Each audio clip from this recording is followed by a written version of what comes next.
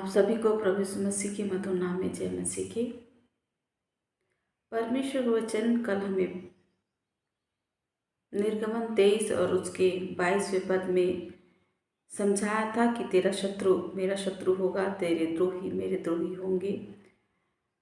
और उसके आगे 26वें पद को जब हम देखते हैं तो वहाँ पर कहता है, तेरे देश में न तो किसी का गर्भ गिरेगा और न कोई बांझ होगी, और तेरी आयु मैं पूरी करूँगा। ऐसी आशीष परमेश्वर इस्राएलियों को दे रहा है। वो जाति को जिससे परमेश्वर बहुत प्रेम करता है, जिसको परमेश्वर ने गुलामी से निकाल के ले आया, अब वो आशीष देने के लिए उस प्रतिज्ञा के देश में ले जा रहा है। उस समय पे परमेश्वर उनसे प्रतिज्ञा कर रहा है, उनको निर्देश दे रहा है। दोनों बातें हैं, प्रतिज्ञा और निर्देश, दोनों बातें यहाँ पर है कि क्या करने से मैं कौन सी प्रतिज्ञा को पूरी करूँगा। और परमेश्वर यहाँ पर प्रतिज्ञा दे रहा है, यदि तू मेरा कहना सुनेगा, यदि जैसे जैसे मैं कह रहा हूँ, इसके 23 और 24वें पद को पढ़ेंगे तो उसमें लिखा हुआ है कि मैं तुझे ऐसे लोगों के बीच में पहुंचा दूंगा। और उसके बाद उसके लिए क्या, तुम उनकी देवताओं को दंडवत नहीं करना, उनका उपासना नहीं करना, उनके समान काम मत करना। और बहुत सारी बातों को परमेश्वर ने यहाँ पर बताया है कि हमको क्या करना है और क्या नहीं करना है। तब परमेश्वर का वचन जो वो हमको आशीष के रूप में देता है कि तेरे देश में न तो किसी का गर्भ गिरेगा और न कोई बांझ होगी, और तेरी आयु मैं पूरी करूँगा। ऐसी आशीष को परमेश्वर देता है। मेरे प्रियो, कोई गर्भ नहीं गिरेगा, अर्थात वो हमारे वंश को बढ़ाता ही जाएगा। और कोई बांझ नहीं होगा, मतलब हमारे हर एक परिवार में, हर एक वंश में हमारे वंश को चलाने वाले, हमारे आशीष को दूसरी पीढ़ी तक ले जाने वाले लोग मौजूद होंगे। ऐसा परमेश्वर का वचन आशीष के रूप में हमें कह रहा है और दे रहा है। उसके बाद कहता है, इस आशीष पूरी तेरी आयु मैं पूरी करूँगा। जितनी आयु हमारे इस धरती पर है उसको परमेश्वर बड़ी सफलता के साथ में पूरा करेगा। हम आधी आयु में मरने वाले लोग नहीं हैं। हम अपने नाते पुतों की आशीषों को देखने पाएंगे, उनके जीवन को देखने पाएंगे, अपने बच्चों के बच्चों की आशीष को हम देखने पाएंगे।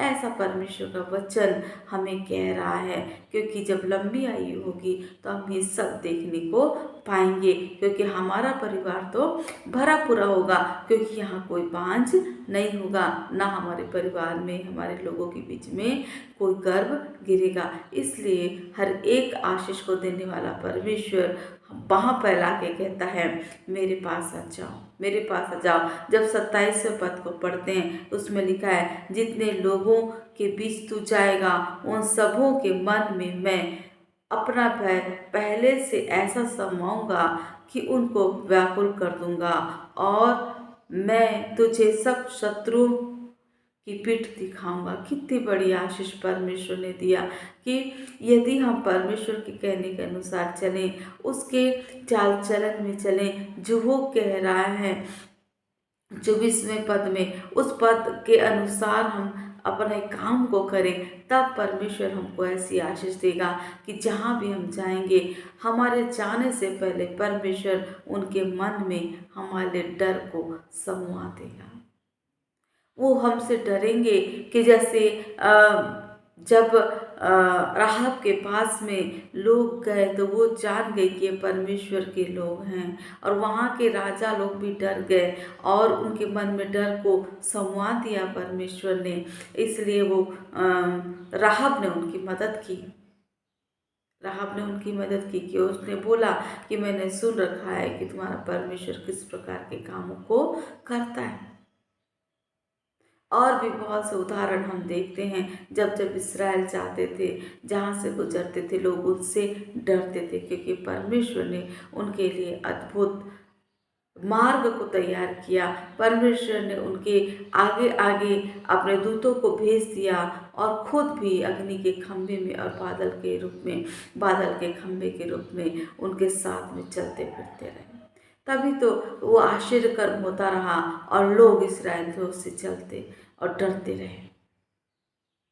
और जब वो डर समाया तब परमेश्वर ने अद्भुत अद्भुत काम इनके साथ में करते गए। जो उन्होंने उनके खाने को दिया, जिन्होंने मार्ग दिया, परमेश्वर ने उनको आशीष भी दिया। देखिए अब्राहम ने उसकी मदद की और वो यीशु मसीह के वंशावली में शामिल हो गई। लेकिन बालाक की कहानी आप जानते ही हैं, किस प्रकार का बालाक और बालाम के बीच में हुआ था, तो वो किस प्रकार की घटनाएं घटी इसे आप जानते हैं। आशीष आशीष दिया जबकि उसे श्राप देने के लिए बुलाया गया था। परमेश्वर ऐसे काम करता है, अपने लोगों को श्राप के लिए नहीं लेकिन आशीष के लिए परमेश्वर ने रखा है। इसलिए यहाँ पर कहता है हम परमेश्वर का भय मानते जाएंगे और उसके अनुसार चलते जाएंगे, तब वो हमको आशीष देगा। और जहाँ भी हम जाएंगे लोग डरेंगे, हमारे नाम से डरेंगे कि ये परमेश्वर के लोग आ चुके हैं।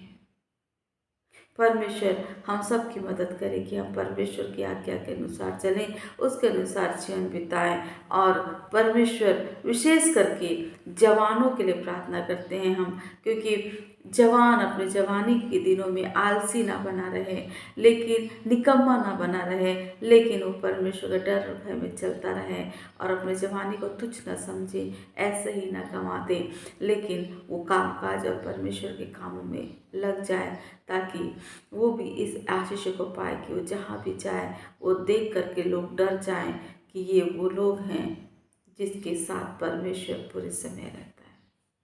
ऐसी आशीष को हम अपने जवानों के लिए आज उंडेल देते हैं। भोर की प्रार्थना में हम अपने जवानों के लिए आशीष को बोल देते हैं। हर एक बातों के लिए परमेश्वर आप सहायता मदद करना। धन्यवाद पिताजी हर एक बातों के लिए। आप सभी को परमेश्वर बहुत आयत की आशीष दे। आज का दिन आप जहाँ भी जाएं बहुत आशीष का कारण बनने पाए। आपको देखकर लोग डर जाएं कि ये परमेश्वर के जन हैं और आपका काम आसान हो जाए। परमेश्वर ऐसी आशीष आप सभी को प्रदान करे। आमीन।